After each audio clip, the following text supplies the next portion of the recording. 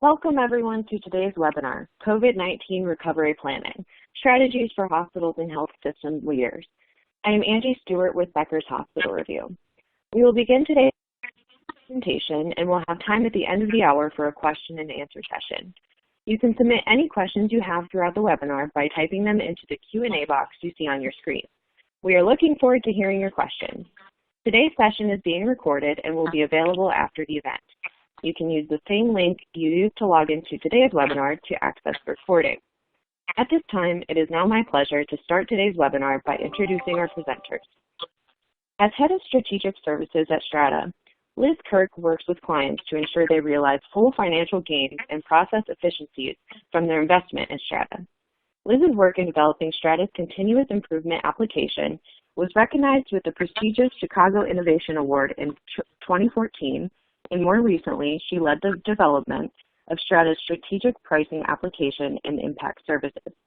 Before joining Strata, Liz was responsible for cost reduction and revenue improvement at Northwestern Memorial Hospital, where she successfully led an enterprise-wide project to reduce operating expenses by 17% while improving clinical performance and employee satisfaction.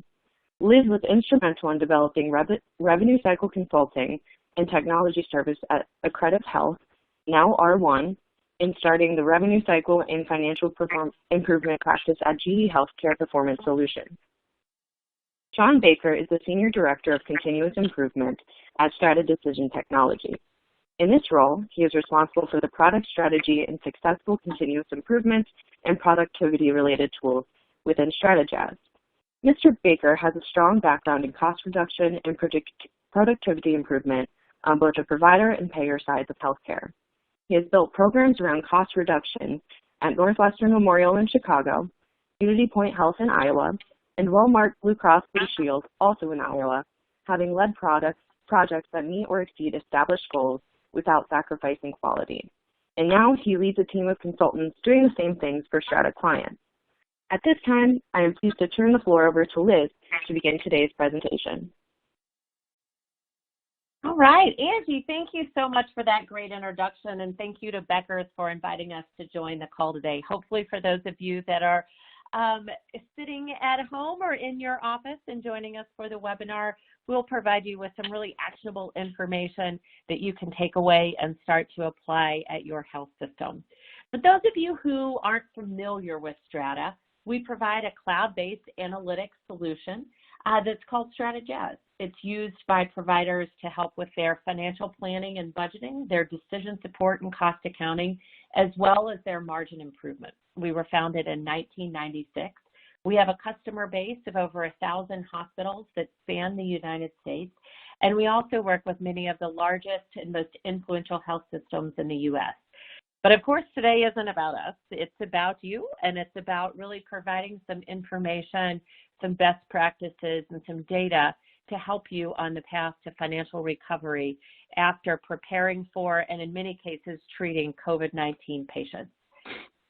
Before we jump into all of the content today, I really want to take a moment to thank you all and thank your health systems and folks on the front line and folks who are supporting the front line for all of the heroic work that you are doing to prepare for COVID and also to care for those patients who may be coming in your door. So whether you're a hotspot or you are ready and waiting, the last several months have certainly been a turning point in hospitals and health systems. And it's something that we really hope that you can harness and leverage a lot of that energy and a lot of that learning, some of that we're going to talk about today. And with that, our agenda for today is that we are going to start with providing some data, some information to you that you can actually obtain the full data set free of charge on our website, but where we are gathering and curating data that helps organizations really understand what's going on inside of hospitals and health systems related to COVID preparedness, COVID volume or lack thereof, as well as that financial recovery picture. John's going to talk more about that in a moment. And then from there, we're going to get into some really meaty content around really kind of the operational steps for you to take as you are starting to put in a program to recover financially from this. From there, we're going to give you some pretty detailed, actionable ideas that you can take back to your organization to get started down this path. So at Strata, we are in a pretty unique position. We have over 220 systems on a common data platform. And what that means is that we have the ability to sort of tap into hundreds and hundreds of hospitals at a given time to kind of be a pulse on the industry in the nation. And one thing that we just recently released is our National Patient and Procedure Volume Tracker. Guys, this is completely free of charge. It's available on our website underneath the COVID-19 help page. And what our data scientists have done is they've looked at over 228 hospitals across 51 systems. These hospitals represent 65 million unique patient encounters, over 68 billion in OpEx, and across 40 states in the country. We tapped into this information and we essentially built the largest health system known to man. And we used all of that aggregate data to really see if we could be a national barometer when it comes to volumes within the healthcare industry. So a couple high-level takeaways, and everybody, this is a 65-page report, so I'm only going to go over a few of the slides, but I encourage everybody to take a look at it. And if you are a Strata client and you sign the data use addendum, you can actually see your own data bumped up against the nationwide averages and see where you fall. So what's happening in our industry today? You know, this won't be shocking, but I think the numbers will open your eyes quite a bit. Volumes are down across the board. And I'm going to tell you that they're also down not only in non-hotspot areas, but hotspot areas as well. They're down 54.5%. Along with that is obviously going to come dips in revenue. Across the hospitals that we included in this study, revenues were down 1.3 billion. That's an equivalent nationwide of the healthcare industry and hospitals in particular losing 60.1 billion per month in revenue. That's not a small number. And then if you also look at the types of patients that are coming, we're seeing an increase in self-pay upwards of 114%. Not surprising, right? Unemployment is up, furloughs are up, people's employer-based insurance is down along with it. If we go into that 54% volume dip a little bit more, you can see it spread out by particular service line and area, right? Ophthalmology is leading the way, down 81%. Orthopedics is down 74%. If you actually break that out further and look at total knees, they're down 99%. But this is also a nice sanity gut check for us because we see that neonates and normal newborns, obstetrics, they may be down a little bit, but not much. So people are still having babies, not surprising. But also draw your attention to cardiology and neurosciences in the middle there. People are probably still having heart attacks and strokes. So this is something that we're going to look into a lot more and a lot deeper to see what is happening with these patients, where are they going. This could be kind of scary. And I also wanted to touch on briefly the difference between hotspots and non-hotspots. I think that this shakes the common narrative that we all understand, which is hospitals in New York City and California are busting at the seams. We are opening up temporary hospitals in parking garages because we have nowhere to put patients. Guys, this challenges that. Hotspots and non-hotspots are seeing volumes that are low. Even in hotspot areas alone, inpatient admissions are down 42%. The ERs in hotspots are down 60%. There's a fear in our country right now, and it's keeping people away who aren't impacted by COVID. So in conclusion, there's a lot of conclusions that can be taken from this, but we're going to need additional funding for our industry. The increase in self-pay patients is going to need to be monitored because it's going to be an additional financial challenge for hospitals. And even when we do start bringing people back, those deferred OR case volumes, we're going to need to be cautious, and that is going to impact how we reforecast our budgets.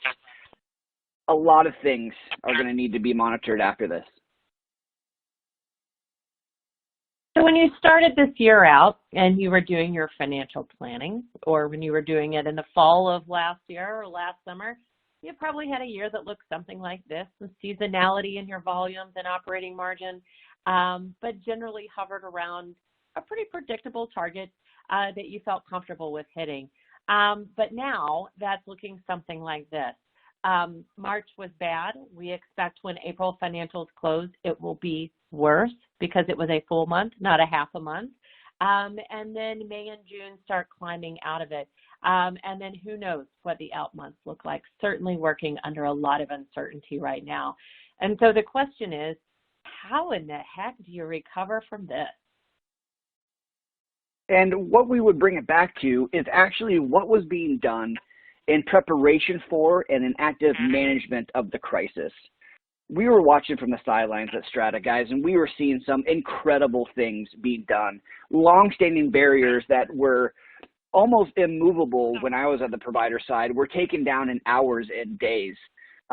We're talking about temporary units put up into conference centers and sports facilities. We're talking about drive-through testing and completely different ways of delivering care. Discharges happened at an expedited rate to make way for the COVID incoming, and telemedicine became a normal way of conducting visits. What we're trying to say is, while it may be tempting to, while we clear this crisis, to sort of relax and sit back, you actually need to maintain that exact level of focus and discipline that was done in command centers across the country in active COVID management. You have the attention of your senior leaders and physicians like never before. And this is an opportunity to be truly creative and innovative in our industry. So we will start with sort of what are the steps to follow for a successful recovery program. And I bring this back to some of the clients that I work with personally. There are over 45 clients that are on the continuous improvement solution within Strata. And this is not necessarily about the software, but this is about a unique perspective that working with these 45 systems has helped to provide us when it comes to improving overall financial health. We're seeing what is working and we're seeing what doesn't. And we did all this before the crisis. Before the crisis, we would position a savings program as needing three things to be successful. A priority for savings, a burning platform, a true need to motivate people for financial improvement. An accountability and governance structure that helps to identify and prioritize opportunities and promote accountability. And then the resources, boots on the ground that are actually driving change in the projects. Of course, you also need integrated, accessible, and trusted data. We have been assessing organizations for over 2 years on these very variables, these very same factors. And what our position is when it comes to crisis mitigation and financial recovery is that they're still relevant. They are just all the more amplified. 2 years ago, when our clients wanted to find $2 or $3 million, it was probably a nice to have. Or maybe those financial improvements were to offset a sizable investment in an ERP or EMR investment. Now the need is greater. It is to cover millions of dollars that were lost, but these assessment factors still remain valid and true. So we look at it in 7 steps, and let's go through each of these briefly. First and foremost is establishing leadership and owners. We're going to want to do this at 2 different levels. First is at the executive level, ideally somebody with a chief in front of their title, chief financial officer or operating officer. It might even be paired with that clinical executive in the CMO or CNO. But this executive sets the tone for improvement, and they create the urgency that the recovery program operates within. They remove barriers and avoid indecision, and they hold initiatives and efforts accountable. There's a saying that, 80% of any success, or maybe it's 80% of parenting, I get that confused, is just showing up. Having an executive around the table fully engaged in the recovery program is going to make things move and move faster. But they also need another role to help them, and that is the recovery program owner. This is the central point of coordination for the entire recovery program. These characteristics include things like executive presence and effective communication skills, demonstrated lead change management, strong analytical ability, facilitation, and project management. This is your captain. This is the person that there may be 50, 100 initiatives, They're the administrator of the entire program. They're pulling it all together. All right. One of the next things that is incredibly important to your recovery effort is having a target, a well-defined, well-communicated target. In the number of health systems that we work with, we have been talking with them about how they are setting their targets for their recovery program. Of course, it's still a moving target as we don't know what May is going to look like, or June or July or October or November. But still, there's some core principles that we wanted to bring forward as you are thinking about this target. And here's not necessarily the best practice or the only equation for how to come up with your target, but certainly a common practice for how organizations are thinking about this. So the first thing you want to do is take your required cash balance, where you want to be from a day's cash on hand or the cash that you have available to run your health system at the end of the fiscal year, or maybe at the end of the calendar, basically the end of your recovery period. A number of organizations are thinking about this and framing it in such a way as, what do we have to be able to weather another storm like what we're going through right now? And then from there, you'll want to subtract out what you have going for you already. So what is your current cash balance of your unrestricted assets? You also want to look at what your estimated relief funding will be from the CARES Act and from other bills that are coming forward. And then finally, you also want to look at a projected model for what your cash flow will be at the end of the several months where we expect that our operations will get back to something that looks more like normal, or at least what that steady state looks like. From there, that's going to give you your target, or what your go-get is, that you need to then start to activate your organization around going to find that savings or find that net revenue improvement so that you can drop dollars to your margin. And then from there, some organizations like to take a bottom-up approach to try to triangulate around that. So to say, what are all of the things that we think that we can do through our recovery program, and really kind of bring those together, and there you have your target.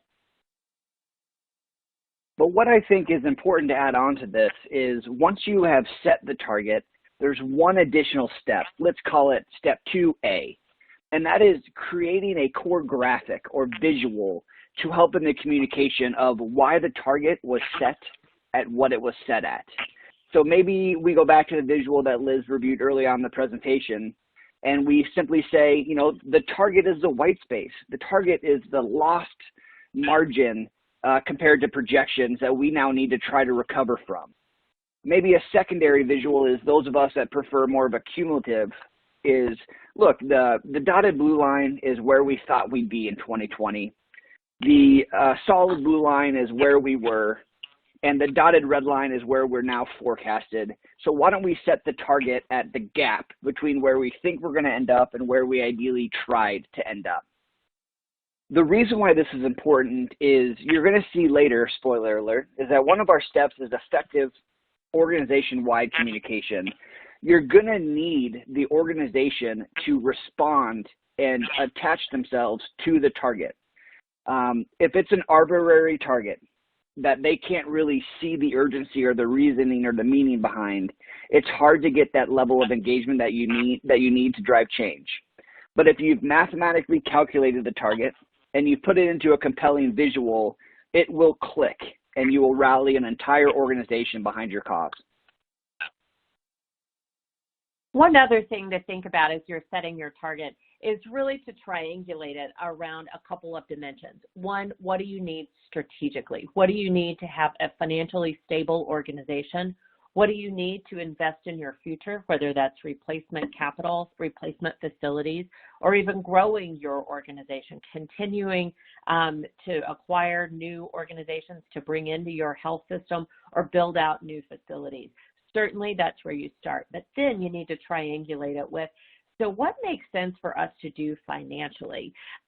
If you're going to consider running your ORs, as we've heard from a couple of organizations, 24 hours a day, at what expense will that be? Will those extra cases that you're bringing in actually bring in margin, or are you going to be running your overtime and agency so high that you are actually losing money on those cases?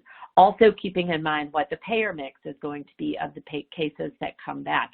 It may not be as rich as it was in the commercial space, rather self-pay, Medicaid, et cetera. So definitely something to factor into your recovery plans and your recovery targets. Finally, operationally, what can you do with the capacity that you have? How can you expand capacity to be able to take on additional volume as you need to? What can you do safely, and what can you do with your staff that doesn't create burnout? They've been through a lot, whether you're a hot spot or whether you're in ready or waiting phases. At the end of the day, the key is that you need a target that is realistic to what you need in your organization, but also what is realistic to what your organization can deliver. I would encourage you to aim high. If you go too realistic on what you can deliver, you're not going to get that big, game-changing, conventional wisdom challenging kind of thinking as you start down your path of identifying opportunities.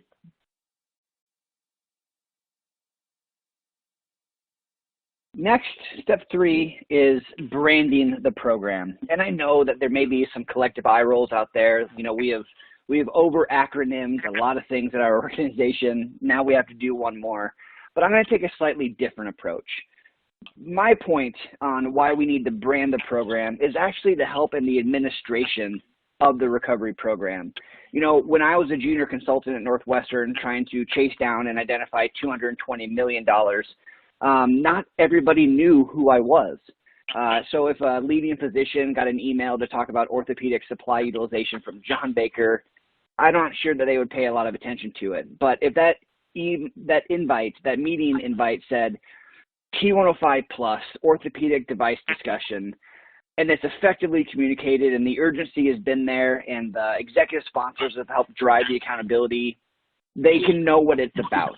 So however you do it, I definitely encourage you to be creative and have fun, but there is an operational, functional advantage of branding your recovery program. And along with that is take the time to establish guiding principles. A lot of our clients already have these. I see them printed on ID badges every time I visit a client. But I want you to look at this as not sort of like just another administrative thing to do, but it is your guide. It is your true north when it comes to opportunity vetting. You know, when Liz and I were finding money, we would literally print these out and put them on the wall. And if we were vetting and analyzing ideas, the first thing we would do is bump them up against our established guiding principles. Because what you don't want to do is you don't want to achieve savings or financial benefit at the expense of meaningful quality or outcomes. So it is a good sort of bookend or ways to sort of operate within is making sure that your recovery program has established and accepted guiding principles. This is something that can also be really this is something that can also be really important as you are communicating your program to employees. It helps them understand that you're not in slash and burn mode, that you are really trying to be thoughtful about how you are about the opportunities that you're picking to pursue, that you really are trying to improve quality, you're trying to maintain and build and create a high-performing culture, you're trying to give people opportunities to grow their career. That sets a tone that is different than we have to take out hundreds of millions of dollars. It provides that more positive framing that employees can also start to rally around and feel confident in the actions that the leadership team is taking to be able to reduce cost and increase margin. Exactly right, Liz. Next is step 5. And this is probably one of the most important steps to really think about and walk through. You guys, governance and accountability structures go by lots of names, steering committees, whatever other committees we've all been a part of. And so I'm not going to speak about it in terms of a steering committee or even governance for that matter. I'm going to be colorful, and I'm really going to talk about this in terms of machines. And as long as the intent of these machines exists at your organization, I would consider this box checked. So when I say machines, I mean machine number one is focused on opportunity identification and vetting. So what are things that we are entertaining? Let's do some math and some analytics behind that to see if it actually holds water.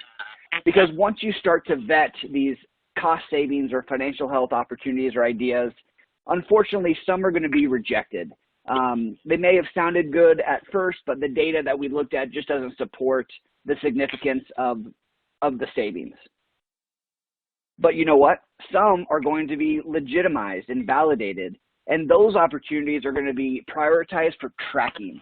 And that is machine number two, which is performance management.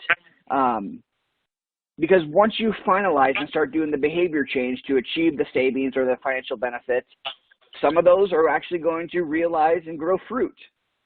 Some of them are going to be off target, and they're going to need to go back into machine number one for additional analysis and vetting. But the idea being is both of these processes, both of these machines are always turning. You don't set a target and earmark your initiatives and shut off machine number one because of what could happen when things are off target in machine number two. This is the essence of when I say governance or accountability. It's ensuring that whatever processes, whatever committees, whatever cadence, however you structure the program, as long as the essence of these two machines is being kind of realized, you're in good shape.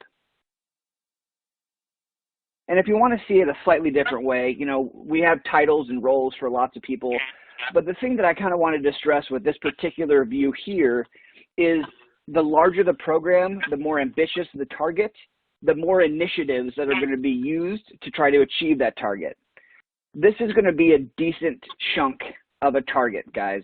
We're not going to be able to hit a home run and 1 or 2 projects and that's it. We might be hitting 30 or 40 singles and 20 or 30 doubles, and that's how we're going to collectively get to the savings target or the recovery target. If you get a lot of initiatives, I would highly encourage you to segment them into work streams. Here's all of our supply stuff. Here's all of our pharmacy initiatives. Here's our pay practices, our capacity and throughput, whatever they might be. Group them into work streams, establish sponsors that are responsible for those areas, and you'll have a much cleaner structure to your recovery program. And this slide here is a very good tool to stress test it. So let's say you're watching this webinar and you're like, you know what? We are in good shape. Everything John and Liz is talking about, we've got this nailed. I would encourage you to take a real opportunity, something that you're actually going to pursue, and take it through this step by step. How did we identify it? Who is going to vet and quantify it? What is the process for determining if we reject it or prioritize it? How do we set targets and resource it? How do we act? What is our tracking for whether this thing is contributing the way that we estimated or not? And who is ultimately accountable for results? You can see that this encompasses the machines that I referenced earlier, but it's a really good stress test. If you think you're ready, just run it through this process, start to finish, and see if it holds water. You know what John was just talking about with the governance, with the accountability in the machines. This is the thing that I would absolutely unequivocally say is the secret sauce to organizations that are successful at driving forward and hitting their targets versus those that aren't.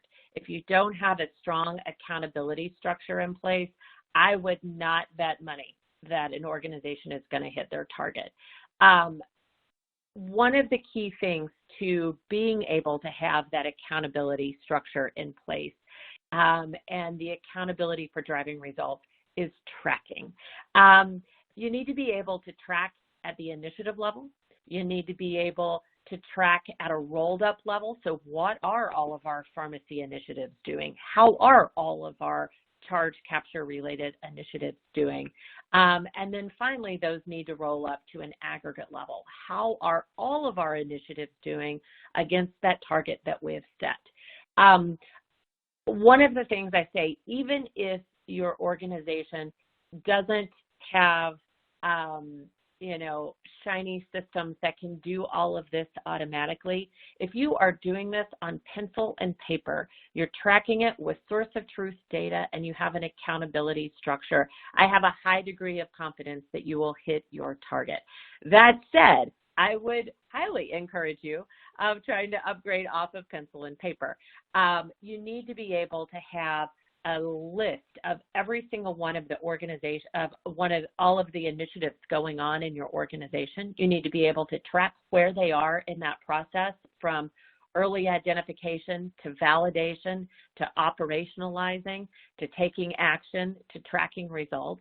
And then once you have taking action underway, you really need to start tracking those, and it needs to be tracked with source of truth financial data. Oftentimes, tracking with source of truth financial data is very difficult because that data is hard to get out of the core systems. It's hard to get out of your EMR. It's hard to get out of your GL and make sense with it. If you can bring that data into one place where you can blend that data together, have it really make sense, and have it be validated by finance, you will have a much easier time when taking forward your progress on all of your initiatives to the executive team. They will trust the data, finance will approve of the data, and everybody will agree with the tracking. If data is here, there, and everywhere, people are tracking things their own way and with their own data, it can turn very messy very fast. In order to recover, you are going to have probably hundreds of initiatives that are going on at one time, depending on the size of your organization. You got to track them, and you have to hold people accountable for them. Again, secret sauce, underline that as you are taking notes. The other thing that is incredibly important, as you can imagine, as I was just talking about, having that accountability structure, you also have to have resources that can continue to identify, validate, operationalize, act on, advance all of these different initiatives. I would highly recommend that during this financial recovery period that you identify people for whom this is their full-time job. This is what they focus on, live and breathe day in and day out. I find in organizations where cost improvement, top-line revenue growth is kind of diffuse. It's something everybody is responsible for cost reduction, and you have your department directors and your service line leads and your floor nurses who are all responsible for it. Nothing really happens, because where does cost improvement live on their order of priorities? I don't know, 27th, 33rd, 15th, something, but it's certainly not top of the list. So if you have a performance improvement team, this is the perfect group of folks to be able to dedicate to this type of work for this period. If you have a PMO, it may be something like that. If you don't have enough of those resources, or you don't have a group like that, I would suggest looking throughout your organization to find people who have the right skill set, who are analytical, who have experience in identifying opportunities, putting together solutions, partnering with operational and clinical folks, and really facilitating initiatives through to performance. These people may be analysts in departments, business managers in departments, project managers in departments, but pulling these people together under kind of a centralized leadership structure focused on financial improvement will get you further faster than if this is something distributed in your organization. John mentioned communication. I can't stress this enough. If your financial target and the work that is being done to recover financially is something that is contained in finance, or something that is really only contained within the senior leadership group, you are missing out on all of the engagement and ideas, frankly, that can come forth as you bring together people in the organization. Clearly, when you're communicating this, you need to communicate different messages to different levels within the organization. But I would strongly encourage having a message that resonates and that makes sense for even folks who are on the front line in your organization, as well as having deeper and more nuanced communication strategies around people at higher levels within the organization. You need this engagement. You need everybody bought in to making that decision on the front line when they have the opportunity to do something that is inefficient or efficient, or something that is more cost effective than the other. You want people to have that as one of many of their decision criteria. Speaking to that, getting back to that financial target, if you talk about your financial target to the front lines in your organization in the terms of we need to take out $100 million or find $100 million for our COVID recovery. That number is unfathomable to so many people within your organization. What you want to do is communicate that in a way that it is incredibly actionable. We need to reduce our cost per case by $500 for our inpatients. That is something people could do something with. They can get their head around it. They can understand, do I use 7 of these expensive things, or do I use only 1 because that's really all that I need? Or we need to add 10 cases per day to our OR schedule. Much more reasonable than we need to find $100 million. So really think about calculating your terms in patients and in actions that are doable for the front line. So if we're going to tie this all up in a bow, what is the thing that you can use, that you can take away from today's webinar and say, how are we doing in our organization, and what do I need to be doing and gaining buy-in and support for in order to get us on the road to financial recovery? Here it is. Here's your checklist. So here are those 3 categories of the items that we shared earlier, as well as some of the details below those that you need to make sure that you have in place. So from here, you are probably thinking, okay, great, got a structure, but I'm going to have a thermometer that I'm going to need to fill up with opportunities, with dollars, in order to help my organization recover financially. And how in the heck do you fill up a thermometer with that many ideas that are truly actionable, that are realistic, that are feasible? And maybe how do I change the game? Where do I get these ideas? That's what we're going to shift our focus to for the remainder of this hour. So one, just at a high level, kind of a way to think about this is you have a lot of things going on in your organization right now, in different corners and pockets of your organization.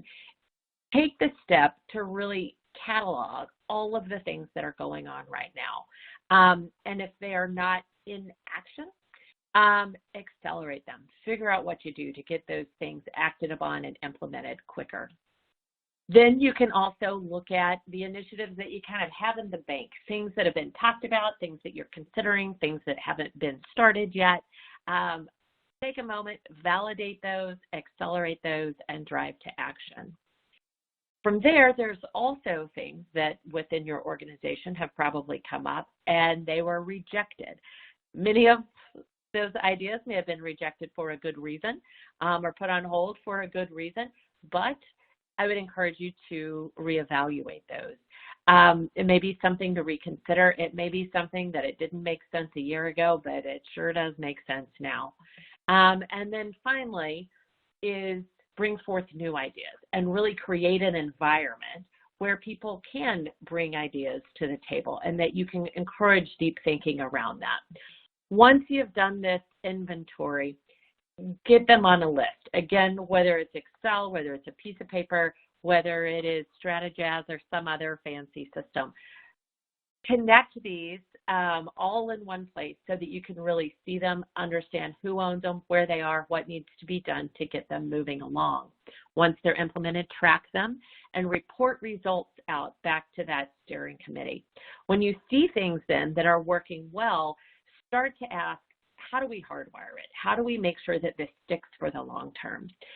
Ask yourself, how do we expand this? What did we learn here? How can we scale it to other areas? And then finally, as John mentioned earlier, if it's not quite delivering what you expected, take it back, evaluate it, course correct, and try to get that back on track. So, as you are going through this, you are going to have a big target. You're going to need lots of ideas. I would encourage you to take the position of really saying there is nothing sacred within our organization. We are going to look at everything.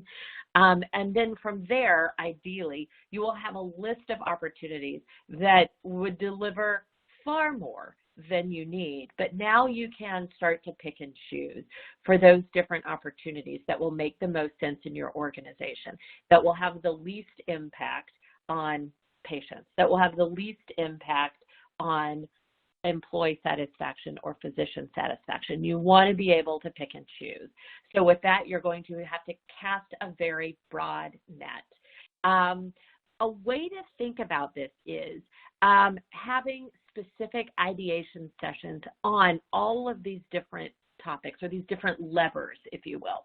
So if you think about your margin, think about every single variable that would drive your margin, and then get together a cross-functional team to really dive deep into those different levers and think about what you can do now and what you could potentially do in the future. You want to be thorough in your thinking. So I would suggest that you bring forward a methodology to frame out how people are thinking about this. And I would start with something basic. Let's just audit for costly oversights. This may be oversights in payrolls, for example, oversights in pricing and contract terms. Let's get those on the table and make sure that we activate those quickly. Then there are things that it's kind of like now is the time. Maybe something has been a political hot potato in the past, like working with a high volume physician who happens to have the longest length of stay and is using the most expensive supplies, but nobody wanted to talk to that physician because he or she is such a volume producer. Well, now maybe it's time to talk with that physician. Also, I would encourage you to challenge conventional wisdom. By conventional wisdom, I mean things that most hospitals do all the time without thinking about it, just because that's the way we do things, right? 12-hour shifts and 8-hour shifts. What about a surge shift that's maybe a little bit shorter, but it allows you to, better meet patient needs, but also not be committed to longer shifts? We'll talk about several of those ideas as we get a little further in this. And then finally, lessons learned. John talked earlier about so many of the things that have been done that were absolutely moving mountains. Take a moment to catalog. What are those things that you did that can apply to a more normal type of operation? So from here, we're going to jump into some of these ideas. This is might be where you want to get your pencil out with some ideas on things that you can look at within your organization. So one, auditing for costly oversight. Pay practices and staffing is something where there can be significant opportunities. We were talking a couple of weeks ago with someone from Nebraska Medicine around some of the things they were finding, kind of tripping over, if you will, is they were looking for staff who had been overworked and were susceptible to burnout potentially as they were preparing for COVID-19 and as they saw that big influx of patients. So remember, Nebraska Medical Center was where a lot of the cruise ship patients went, one of the first kind of hotspots in the country. So a couple of things that came up on that. Misaligned payrolls and shifts. Do you have people that routinely work 12 hours but are paid overtime after 8 hours? Are you using overtime for areas that maybe shouldn't be getting overtime that aren't clinical or clinical support? Are you using OT or agency rather than your float pool? And do you maybe have some roles that are defined too narrowly? Sitters is something that always comes up. Assess really what does it mean to be a sitter and how can you kind of expand the pool of people that can be sitters.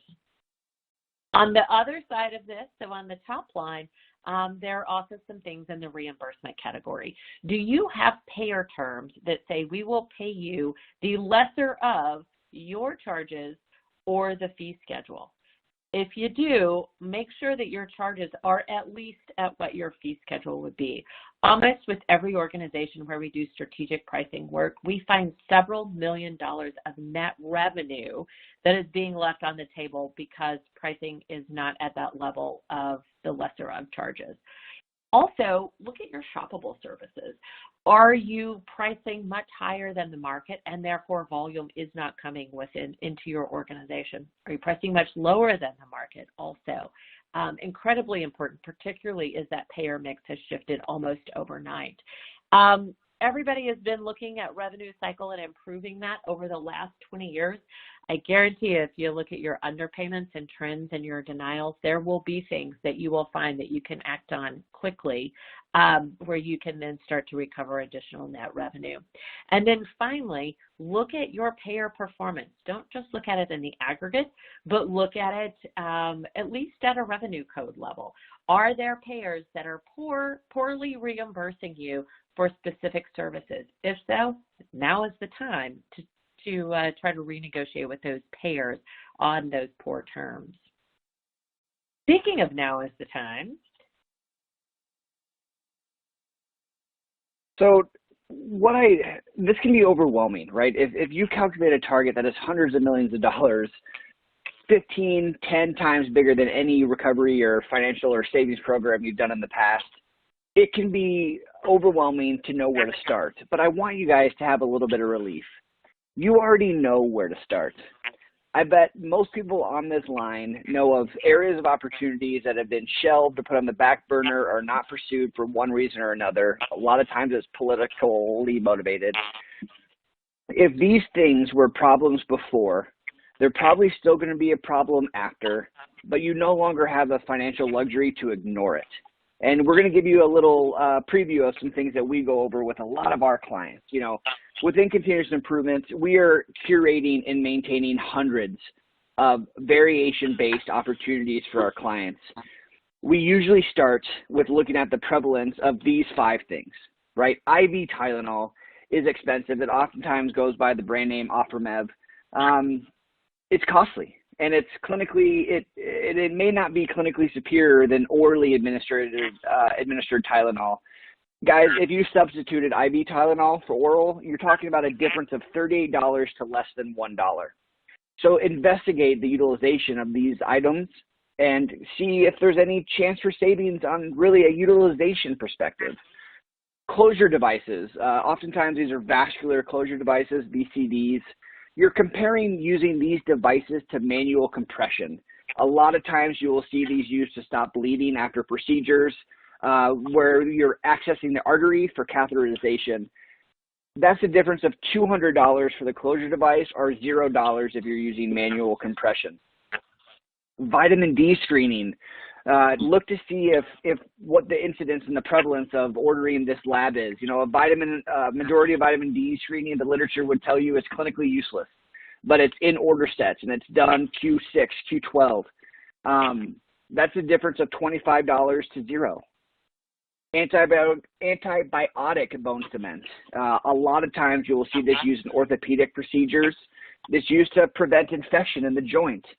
And while studies have shown that it is definitely helpful in hip procedures and knee revisions, even the World Journal of Orthopedics does not recommend that we use it in total knee arthroplasty procedures. That's a savings of $350 versus $100. And last but not least is Aquamanus. It's a bipolar sealer used to prevent blood loss in total knees and total hips. The alternative to using Aquamanus is typically $0. It's not doing anything. So that is a potential savings. Again, my recommendation here would be, this is a starter list. If these are being used in your organization, review them thoroughly for appropriate use. And if you've got some areas of opportunity, a utilization-based initiative could save you a significant amount of money over the rest of the year. Another thing that we would recommend is align with that challenging conventional wisdom. We really do play a lot with our clients when it comes to this concept called staffing to demand, where we are really getting a good understanding of their patient demand patterns. So it's an hour of day, day of week view into what the demand on the nursing or the staff is. So let's pretend that this is a particular unit. And the black line is the median census by hour of day and day of week. The gray band represents the interquartile range, so it gives you a little bit of a range of where the census is. When we bump that up against our swipe data, so we're looking at the swipe in, swipe outs, or we're looking at the supply component of a supply to demand variation, we can generate what you see there, which is a blue line. And what we see typically is hours of the day, days of the week, where there's a decent amount of white space in between the upper quartile and the blue line. This could be not is, but it could be reflective of overstaffing. We achieve savings for our clients by just creating an optimized, realistic, but optimized best fit schedule. That's what you see with the green line. And the difference between the blue line and the green line is hours, and those hours are money. Another way to challenge conventional wisdom is to look at something that's near and dear to all of us on this call. What do we do with the OR cases that we deferred for 2, 3, 4 months? So the top graph here looks at your typical case volumes, and you can see a 3-month stretch where we were deferring about 30 to 40% of cases. And because we were deferring those cases, the aligned graph below it, the orange vertical bars, shows you the ramp up of the backlog of deferred cases and the eventual but slow ramping down as you fit those deferred cases into the white space above, in between the top of the blue line and the red line. Because that is your excess capacity if you do nothing else. If you just fit in those deferred cases and the natural variability in open time, you might be able to recover that deferred volume before year end. But what we're encouraging our clients to do is create scenario-based algorithms to create levers and dials. What about if we added in the orange bars, which are Saturdays and Sundays? How fast could we recoup those deferred cases if we created different hours of operation? So instead of the red line being the maximum, because it's 7 a.m. to 3 p.m. in our ORs, what does 7 a.m. to 7 p.m. create you? Well, it's going to raise the red line. It's going to create more white space for you to fit in the deferred case volumes. This is the type of modeling and rendering that we're doing for our clients to really help them set realistic targets and realistic expectations of what they can and cannot recoup from those deferred OR case recoveries.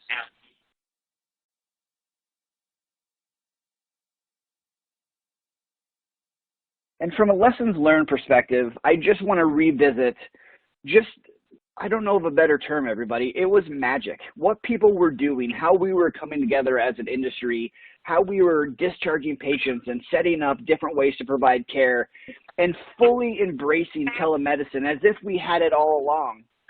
That was truly remarkable and impressive to watch. I want you to take a look at what you did in preparation for intense COVID crisis mitigation. And what of those things, maybe it's proactive and targeted discharge, maybe it's rapid cross-training for flexibility, whatever it is, what if that wasn't just crisis mitigation? What if that became business as new usual? And what benefits could that present? So in a nutshell, these were the 7 steps that we reviewed and how you can really set up an effective recovery program. And then we wanted to sprinkle in some real tangible takeaway opportunities at the very end there. Thank you, John. Thank you all so much for joining us today. Here is our contact information. If you have questions, you can submit those to kind of longer-term questions for Strata specific. You can submit those to our COVID19@stratadecision.com email. Or you can reach out to John and I directly.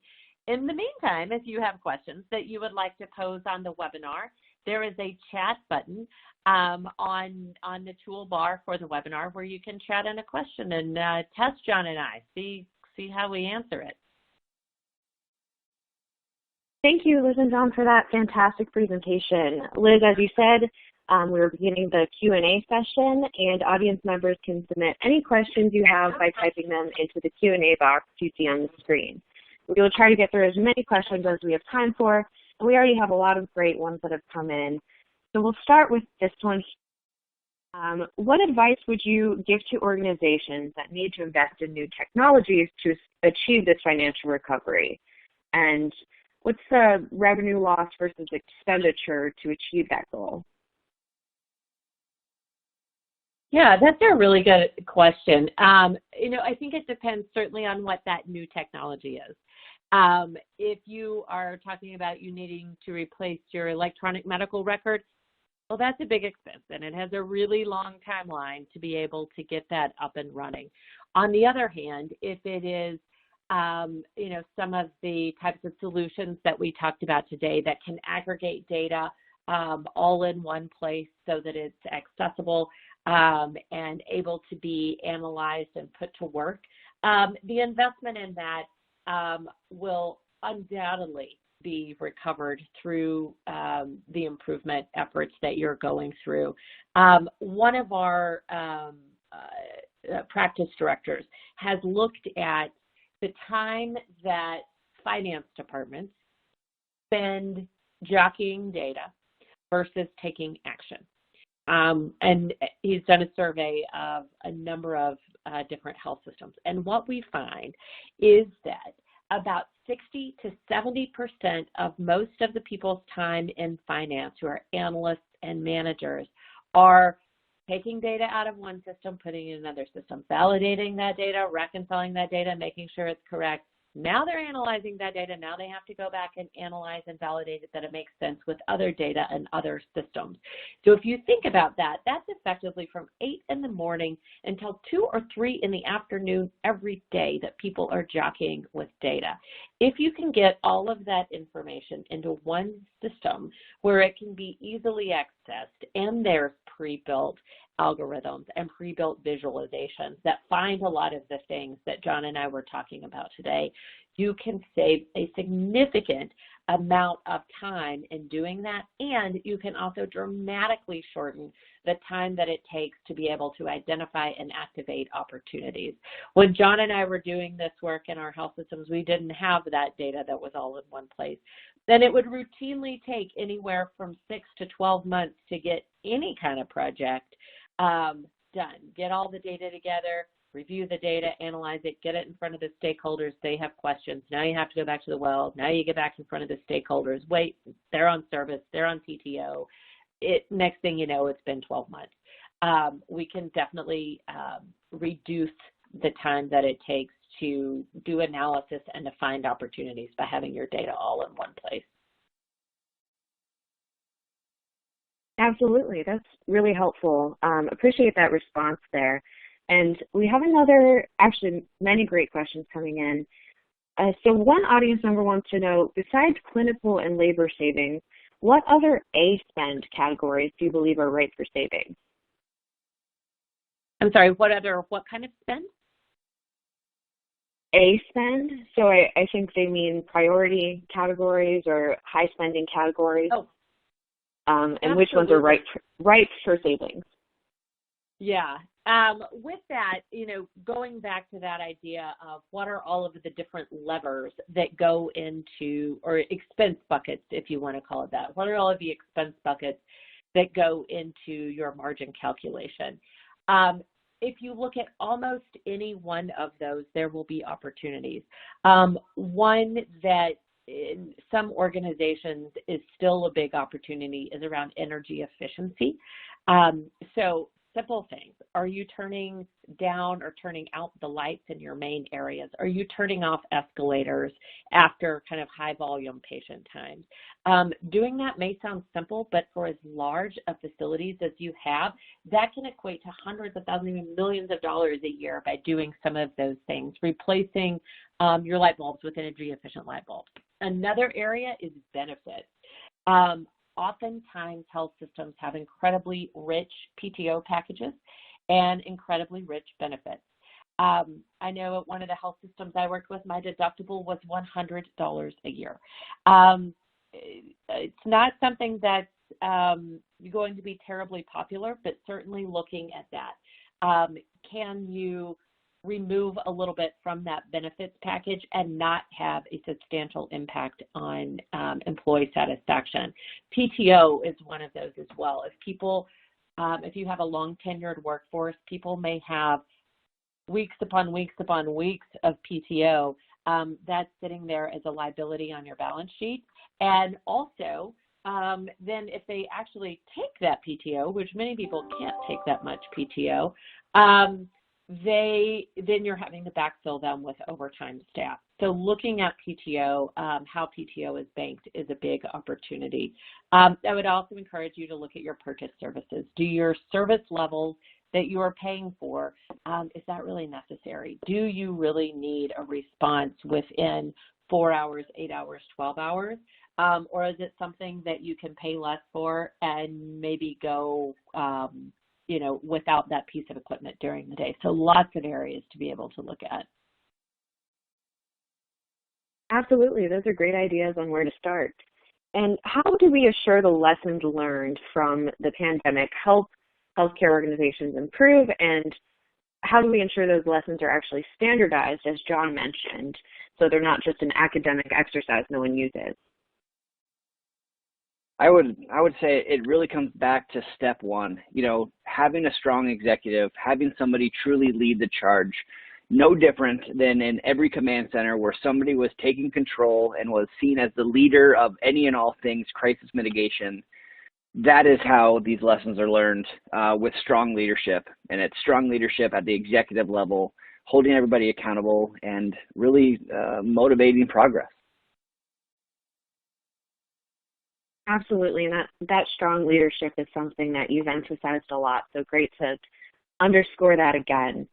And so someone else wants to know about how this could apply to hospital-acquired infections. So with the pandemic, some health systems kind of took their eyes off the ball, as this audience member put it, and their hospital-acquired infections increased. So the framework you outlined, do you think it would help with the recovery of those infections? Oh, man, absolutely. I think that this is such an important point, and what a great question. A lot of times when organizations are trying to achieve improved financial health, there's not a seat around that table for quality. They look at supplies and vendors and contracts and labor.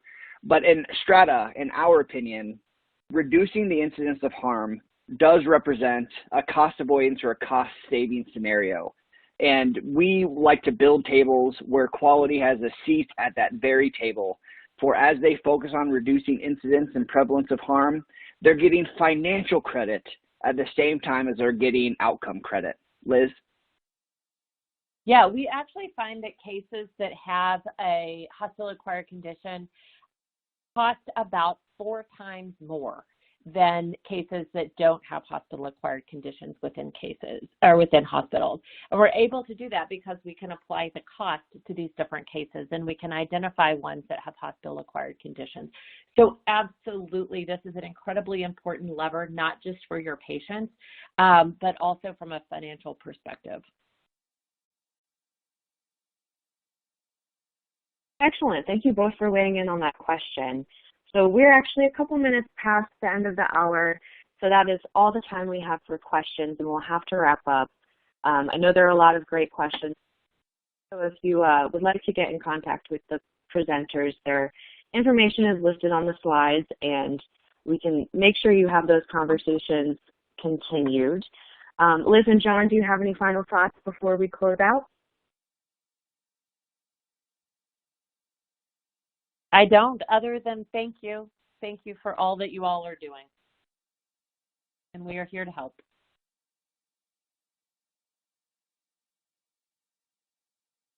Excellent. Well, that is all the time we have for today. Thank you again, Liz and John, for your excellent presentation. And thank you to Strata Decision Technology for sponsoring today's webinar.